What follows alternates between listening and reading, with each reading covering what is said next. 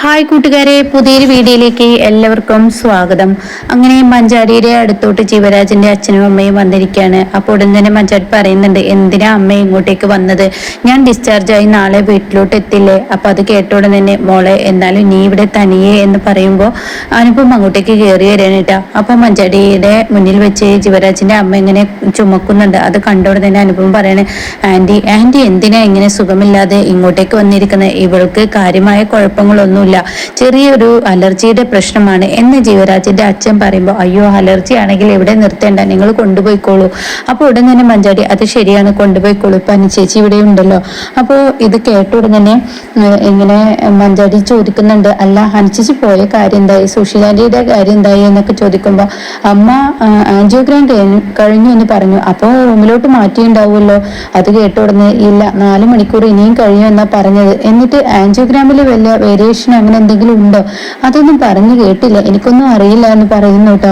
പിന്നീടാണെങ്കിൽ അനന്തമാഷിനെയാണ് കാണിക്കുന്നത്. അപ്പൊ അനന്തമാഷിന്റെ മുന്നിൽ വെച്ച് ദയ പറയുന്നു, കേസും കൂട്ടവുമായി പോവാനോ എന്ന് പറഞ്ഞ ഉടനെ തന്നെ ഇങ്ങനെ എല്ലാവരും പരസ്പരം അങ്ങോട്ടും ഇങ്ങോട്ടും നോക്കുന്നുണ്ട് കേട്ടോ. അപ്പോൾ തന്നെ മാഷ് പറയുന്നത്, കേസൊന്നും പ്രാവർത്തികമല്ല. എന്റെ ലക്ഷ്മിയെ ഞാൻ കല്യാണം കഴിച്ചു കൊണ്ടുവരുമ്പോൾ അവരുടെ സ്വത്തുക്കളൊന്നും ഞാൻ ആഗ്രഹിച്ചിട്ടില്ല. പിന്നെ അവരായിട്ട് എന്റെ മുന്നിൽ ഇങ്ങോട്ടേക്ക് വന്ന് പറഞ്ഞതാണ് സ്വത്തുക്കൾ ഉണ്ടെന്ന്. അത് കേട്ടപ്പോൾ എന്റെ മക്കളുടെ കഷ്ടപ്പാടൊക്കെ ഒന്ന് മാറാൻ നല്ലതല്ലേ എന്ന് കരുതി ഞാൻ അവരുടെ മുന്നിൽ യാചിക്കാൻ പോയത്. അത് എന്നെ ഇപ്പൊ അപമാനിച്ചതിന് തുല്യമായി എന്ന് പറയണ്ട. അപ്പൊ ഇത് കേട്ടോടെ തന്നെ ദയ പറയണ, നമുക്ക് കേസ് കൊടുക്കണം എന്ന് പറയണ്ട. അപ്പൊ ഇത് കേൾക്കുന്ന മാഷിങ്ങനെ തുറച്ചു നോക്കണേട്ട. ഉടൻ തന്നെ ഇങ്ങനെ പെട്ടെന്ന് വിനീതങ്ങൾ പറയാണ്, ആവശ്യക്കാർക്ക് ഔചിത്യമില്ല എന്നാണല്ലോ.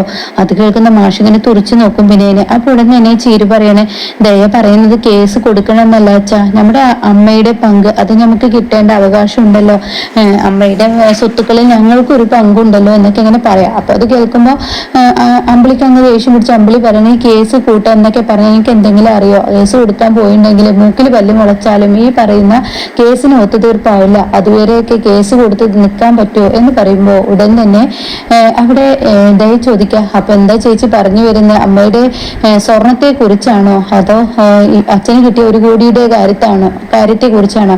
അപ്പോഴേക്കും ചീരു പറയണം, 1 കോടിയൊക്കെ അങ്ങൊക്കെ ഓടിച്ചാടി പോയില്ലേ, പിന്നെ അച്ഛൻ്റെ എന്തുള്ളത്? ആകെ അമ്മയുടെ സ്വർണ്ണമാണുള്ളത്.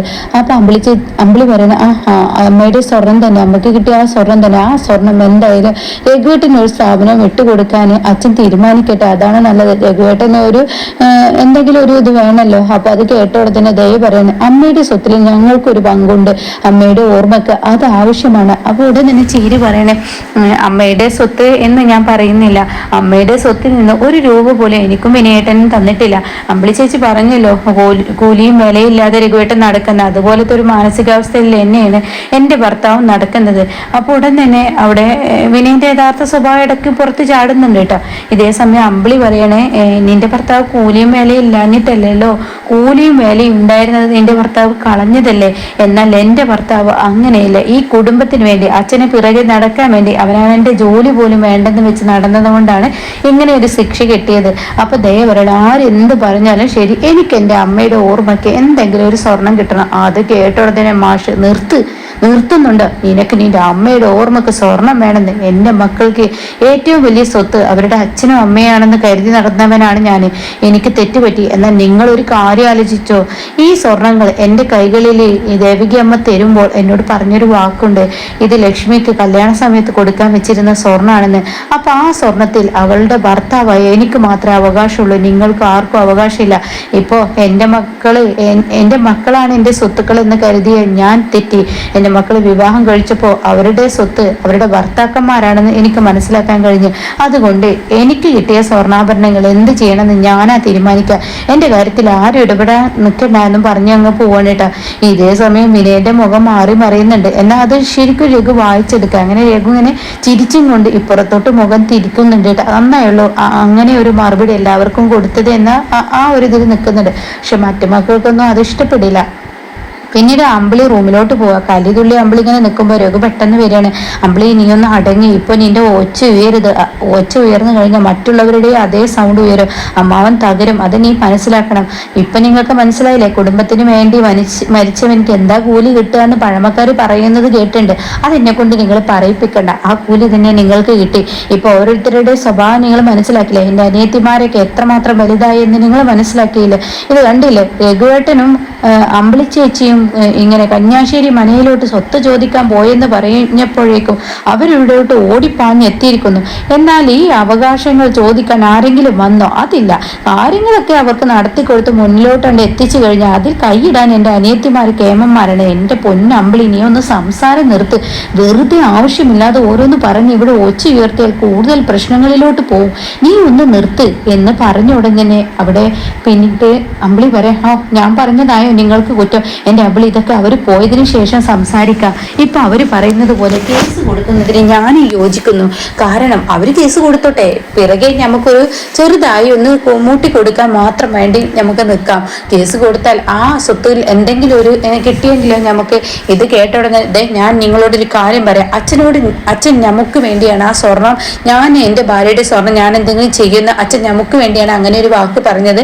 അപ്പൊ അച്ഛനിൽ നിന്ന് നമുക്ക് ആ സ്വർണം കിട്ടും. അതുകൊണ്ട് തന്നെ നിങ്ങൾ അവരുടെ പിറകെ പോയിട്ടുണ്ടെങ്കിൽ അച്ഛൻ നമ്മളെ വെറുക്കും. അച്ഛനെ പ്രീതി ഉണ്ടാക്കുന്ന കാര്യങ്ങൾ എന്തെങ്കിലും ചെയ്താൽ മതി എന്ന് പറയുമ്പോൾ എന്തോ ആയിക്കോട്ടെ, നീ ഒന്ന് വായടക്ക്. അവർ പോകുന്നത് പോലെ നല്ലപോലെ നിൽക്ക്.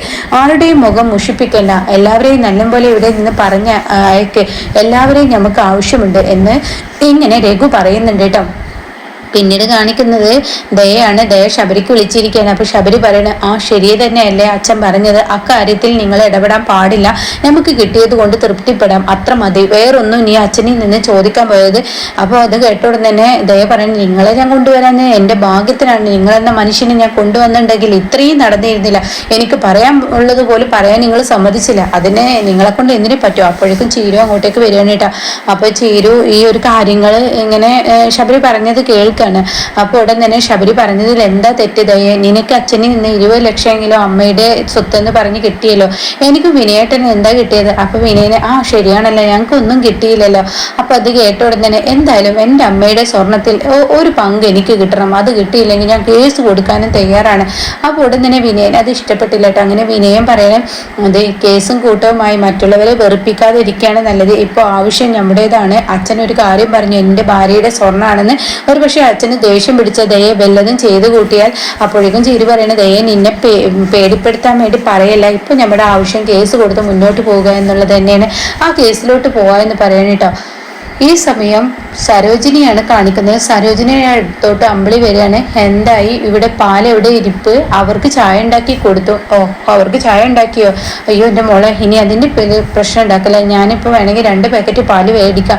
അതൊന്നും വേണ്ട. ഇനിയിപ്പോൾ നിങ്ങൾ 2 പാക്കറ്റ് പാല് മേടിച്ചാലേ അച്ഛൻ്റെ ഔദാര്യത്തിലാണ് പാല് മേടിച്ച് എന്ന് നാളെ ആളുകൾ പറയും. അതുകൊണ്ട് ഞാൻ എൻ്റെ മോൾക്ക് രാഗി കുറുക്കി അങ്ങ് കൊടുത്തോളാം. അതുകൊണ്ട് ഇനി അച്ഛൻ്റെ ഔദാര്യത്തിൽ ഞങ്ങൾ ഒന്നും മേടിക്കാൻ താല്പര്യമില്ല എന്നും പറഞ്ഞിട്ട് അമ്പിളി ഇങ്ങനെ ഉണ്ടാക്കുന്നുണ്ട്. അപ്പൊ ഈ സമയം സരോജിനി, മോളെ നീ ഒന്ന് വായ അടക്ക്, അവരവിടെ ഉണ്ട്, ഇവിടെ ഒരു പ്രശ്നം ഉണ്ടാവും, നിങ്ങൾ ആ മാഷിനെ വെറുതെ തകർക്കരുത്, നിങ്ങൾ ഇങ്ങനെ ഒച്ചയെടുക്കല്ലേ, നിങ്ങളുടെ അച്ഛനത് താങ്ങാൻ കഴിയില്ല. പിന്നെ അമ്പിളിക്ക് പറയാനുള്ളത് പറയണ്ടേ?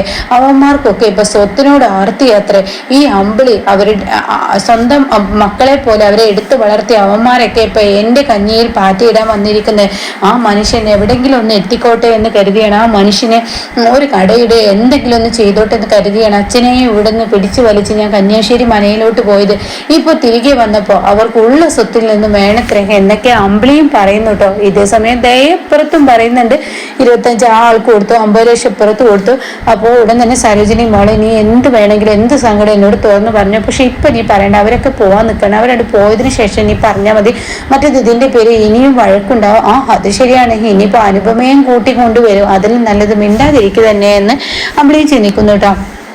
പിന്നീടാണെങ്കിലോ ഇങ്ങനെ സത്യനെയാണ് കാണിക്കുന്നത്. സത്യൻ കടയിലോട്ട് പോകാൻ ഒരുങ്ങാണ്. അപ്പോൾ ഹോസ്പിറ്റലിൽ പോകുന്നുണ്ടോ എന്ന് സത്യനോട് ചോദിക്കുകയാണ് പ്രതിഭ. ഇല്ല, എനിക്ക് 2 കസ്റ്റമറുടെ കയ്യിൽ നിന്ന് ക്യാഷ് വാങ്ങാനുണ്ട്, അത് മേടിച്ചിട്ട് ഞാൻ പോകും. അപ്പോൾ കാണാം ഒരു ഓട്ടോ വന്ന് നിൽക്കുന്നത്. അതിൽ നിന്ന് സുധനും ഈ പറയുന്ന പ്രതിഭയുടെ അമ്മയാണ് ഇറങ്ങുന്നത്. അവർ കയറി വരുമ്പോൾ അങ്കിൾ ആൻറ്റി കയറി വാ എന്നൊക്കെ പറഞ്ഞ് സ്വീകരിക്കുകയാണ്. അയ്യോ എൻ്റെ മോളുടെ മുഖത്ത് എന്താ ഇങ്ങനെ ഒരു വിളർച്ച എന്ന് പറഞ്ഞ് പ്രതിഭയുടെ അമ്മ അഭിനയിക്കുമ്പോൾ സത്യനെ ചിരി വരികയാണ് കേട്ടാ. അപ്പോൾ ഉടനെ എൻ്റെ കുഞ്ഞിനെ പറഞ്ഞിട്ടും കാര്യമില്ല. സത്യം നീ എന്താ ഇവള് ഭക്ഷണം കഴിക്കുന്നതൊന്നും നോക്കുന്നില്ലേ? അത് കേട്ടോടെ തന്നെ ഇവളുടെ ഭക്ഷണം ഞാനല്ലേ കഴിക്കുന്നത്, ഇവളല്ലേ കഴിക്കുന്നത്, ഇവളുടെ ഭക്ഷണ രീതി ഇവളല്ലേ നോക്കണ്ടേ, ഞാൻ എന്തിനു നോക്കണം എന്ന് സത്യം പറയണ്ട. അപ്പൊ അത് കേൾക്കുന്ന സുധൻ പറയണേ, നീ ഒന്നും കരുതേണ്ട സത്യ, സാധാരണ അമ്മമാരിൽ ഉണ്ടാവുന്ന ആ സങ്കടവും വേദനയാണ് ഇപ്പൊ പറഞ്ഞത്, അല്ലാതെ പ്രത്യേകിച്ച് ഒന്നുമില്ല എന്ന് പറയണ്ട. അപ്പൊ ഇത് കേട്ടോടെ തന്നെ അതെനിക്ക് മനസ്സിലാവും എന്ന് സത്യം തിരിച്ചും പറയാനിട്ടോ. എന്നാൽ എന്റെ സത്യ, സുശീലാന്റെ ഇവിടെ ഇല്ലല്ലോ, സുശീലയില്ല, സോനയുടെ കുഞ്ഞിനെ നോക്ക്, വീട്ടിലെ പണി ഇതെല്ലാം കൂടി എന്റെ കുഞ്ഞിനെ താങ്ങുന്നുണ്ടാവില്ല.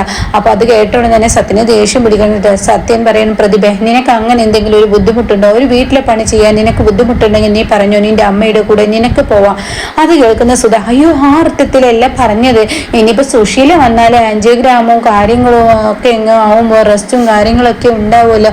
അപ്പൊ എന്തായാലും ഇവിടെ ഒരു ആവശ്യം ഉണ്ടല്ലോ, അതുകൊണ്ട് ഞാനും ഈ നിൽക്കുന്ന അവളുടെ അച്ഛനും കൂടി നിന്നോട്ടെ എന്നിങ്ങനെ പ്രതിഭയുടെ അമ്മ പറയുമ്പോൾ ഉടൻ തന്നെ സത്യം പറയാം, നിങ്ങളുടെ മോളെടുത്ത് നിൽക്കാൻ എത്ര വേണമെങ്കിലും നിങ്ങൾക്ക് നിൽക്കാം, അതിനാരും തടയില്ല എന്ന് പറയട്ടോ. ഇത് കേൾക്കുന്ന പ്രതിഭക്ക് ദേഷ്യം പിടിക്കുന്നുണ്ട്. അമ്മ എന്തിനാ ഇപ്പൊ ആവശ്യമില്ലാത്ത കാര്യം, അല്ല സോനയുടെ കുഞ്ഞ് എന്തിനാ അമ്മ അടിക്കെടുക്കുക അതിങ്ങനെ പറയുന്നത്, സോനയുടെ കുഞ്ഞിനെ നോക്കാൻ പറ്റില്ലെന്ന് ഞാൻ അമ്മയോട് പറഞ്ഞു എന്നിങ്ങനെ പറയാനേട്ടോ. ഇതേ സമയം സത്യം എന്നാ ശരി ഞാൻ ഇറങ്ങട്ടെ എന്ന് പറയണേ. പിന്നീട് പ്രതിഭക്ക് ദേഷ്യം പിടിക്കാണ്. അപ്പോൾ ഉടൻ തന്നെ പ്രതിഭയുടെ അമ്മ വന്നിട്ട്, മോളെ ഞാനൊന്ന് പറയട്ടെ, അമ്മ ഇപ്പൊ എന്തിനാ ഇവിടെ പ്രശ്നമുണ്ടാക്കാനായി വന്നിരിക്കുന്നത്? അതെ, ഇപ്പോ അമ്മ ഇവിടെ പ്രശ്നം ഉണ്ടാക്കി കഴിഞ്ഞാൽ എന്താ ഉണ്ടാവുക എന്നറിയില്ലേ? അത് കേൾക്കുന്ന സുധൻ പറയണം, സുശീല നിന്റെ വള മോഷ്ടിച്ചിട്ട് പിന്നീട് ചെയ്തു കൂട്ടിയത് എന്തെന്ന് നിനക്കറിയില്ലേ? അതിലും വലിയ കള്ളത്തരമാണ് ഇപ്പൊ സുശീല ചെയ്തുകൊണ്ടിരിക്കുന്നത് എന്നിങ്ങനെ പ്രതിഭയോട് സുധൻ പറയുന്നുണ്ട് കേട്ടോ. അപ്പൊ സുധന് ആ സത്യത്തെ കുറിച്ച് സുധൻ അറിയാട്ടോ.